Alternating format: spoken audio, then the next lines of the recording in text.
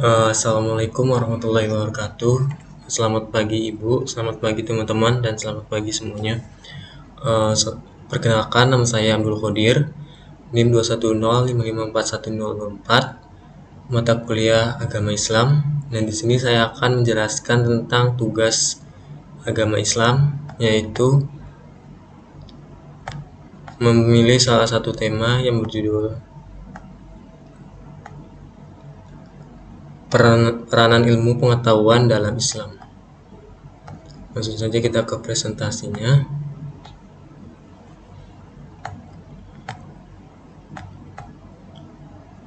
Nah, di sini saya ada anggota satu lagi, yaitu Cesar Bramintio Putra. Kenapa namanya dicoret? Karena ia tidak mengerjakan makalah tersebut. Langsung saja untuk materinya. Yang pertama itu adalah latar belakang. Nah, agama Islam berperan penting dalam kehidupan umat manusia. Nah, agama Islam juga menjadi pemandu dalam mewujudkan suatu kehidupan yang bermakna, damai, dan bermartabat. Ilmu pengetahuan agama Islam dimaksudkan untuk peningkatan potensi spiritual dan membentuk peserta didik agar menjadi manusia yang beriman dan bertakwa kepada Allah Subhanahu wa taala dan berakhlak mulia. Nah, akhlak mulia menyangkut etika budi pekerti dan moral sebagai manifestasi dari pendidikan agama. Nah, agama Islam diberi dengan mengikuti tuntunan bahwa agama dianjurkan kepada manusia dengan visi untuk mewujudkan manusia untuk yang bertakwa kepada Allah Subhanahu wa taala dan berakhlak mulia, serta bertujuan untuk menghasilkan manusia yang jujur, adil, budi pekerti, etis, saling menghargai, disiplin, harmonis, dan produktif, baik personal maupun sosial. Selanjutnya ada pembahasan. Selanjutnya ada pembahasan. Pertama itu ada pengertian ilmu pengetahuan. Nah, ilmu merupakan kata yang berasal dari bahasa Arab, yaitu masdar dari alimaya. Lamu yang berarti tahu atau mengetahui. Sementara itu secara istilah, ilmu diartikan sebagai idroku syaibi hakikoti, mengetahui sesuatu secara hakiki. Nah, dalam bahasa Inggris, ilmu biasanya dipadankan dengan kata science, sedangkan pengetahuan dengan knowledge. Dalam bahasa Indonesia, kata science berasal dari bahasa Latin, dari kata scare, yang berarti tahu. Umumnya diartikan ilmu, tapi sering juga diartikan dengan ilmu pengetahuan, meskipun secara konseptual mengacu pada makna yang sama. Agama Islam banyak memberikan penegasan mengenai ilmu pengetahuan baik secara nyata maupun secara tersemar.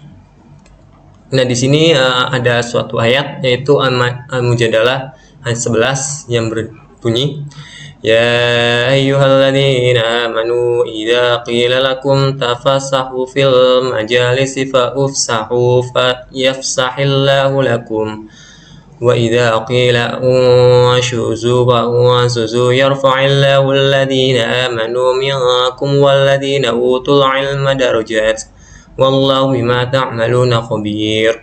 Yang artinya, wahai orang-orang yang beriman, apabila dikatakan kepadamu, berilah kelapangan di dalam majelis-majelis, maka lapangkanlah. Niscaya Allah akan memberi kelapangan untukmu.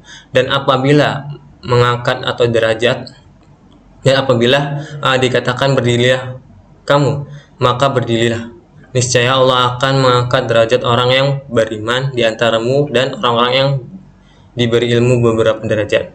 Dan Allah Maha teliti apa yang kamu kerjakan. Quran Surat Al-Mujadalah Surah ke-58 ayat 11. Nah, selanjutnya itu ada pandangan dalam Islam tentang ilmu pengetahuan. Juga digambarkan sebagai cara mengubah sesuatu sumber daya menjadi sumber daya lain yang lebih tinggi nilainya. Hal ini tercover dalam surah Ar-Ra'd ayat 11 yang berbunyi, lahu mu'aqibatu min baini yadayhi wa min khalfihi yahfadunahu min amrillah Innallaha la yughayyiru ma biqaumin hatta yughayyiru ma bi anfusihim. Wa idza aradallahu biqaumin su'an fala maraddalahu wa ma lahum min duni min walin. Artinya, bagi manusia ada malaikat-malaikat yang selalu mengikutinya bergiliran di muka dan di belakangnya.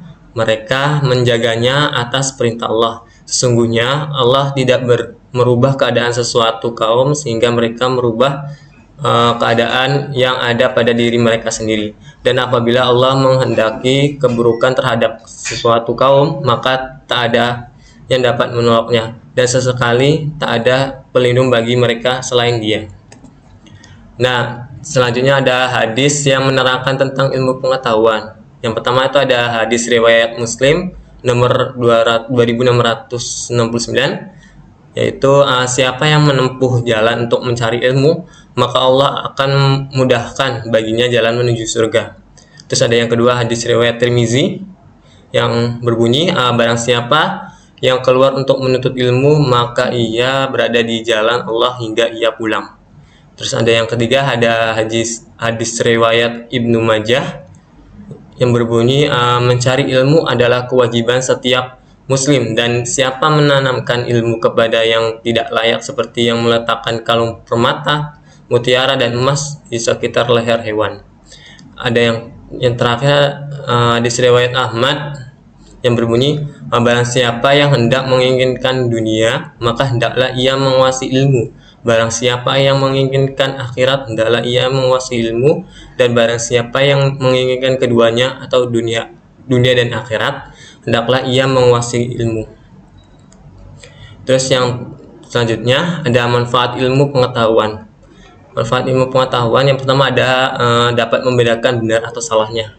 Nah, seseorang yang memiliki ilmu tidak akan mudah melakukan tindakan salah yang disebabkan pengaruh orang lain. Terus ada yang kedua, ilmu yang bermanfaat hingga manfaat. Nah, hal-hal yang bersifat duniawi secara alami akan terputus saat seorang itu sudah wafat. Nah, hal ini disebabkan karena ada dasarnya manusia akan meninggalkan semua bentuk urusan yang terjalin semasa hidup saat sesudah wafat. Terus yang ketiga ada langkah menuju surga. Dengan memiliki pengetahuan akan kebenaran, manusia akan semaksimal mungkin melakukan tindakan yang benar dan berusaha menjauhi perbuatan atau tindakan yang dianggap salah. Nah, kebenaran tersebut akan membimbing seseorang menuju surga. Terus yang keempat ada menaikkan derajat manusia. Tingkatan atau derajat manusia akan semakin terangkat dengan ilmu pengetahuan yang dimiliki, baik itu di mata Tuhan maupun sesama. Nah, orang yang memiliki ilmu senantiasa dihargai dan memperoleh penghormatan yang baik. Terus ada yang terakhir, ilmu lebih berharga dari harta. Nah, dalam kehidupan sosial di tengah-tengah masyarakat, banyak orang yang beranggapan bahwa kekayaan dan harta merupakan dua hal yang paling berharga dalam kehidupan manusia. Nah, di ujung acara ini ada penutup, yaitu simpulan dan saran. Simpulan ini, ilmu pengetahuan agama Islam dimaksudkan untuk meningkatkan potensi spiritual dan membentuk peserta didik agar menjadi manusia yang beriman dan bertakwa kepada Allah Subhanahu wa taala dan berakhlak mulia. Akhlak mulia menyangkut etika budi pekerti, moral, dan manifestasi dari pendidikan agama.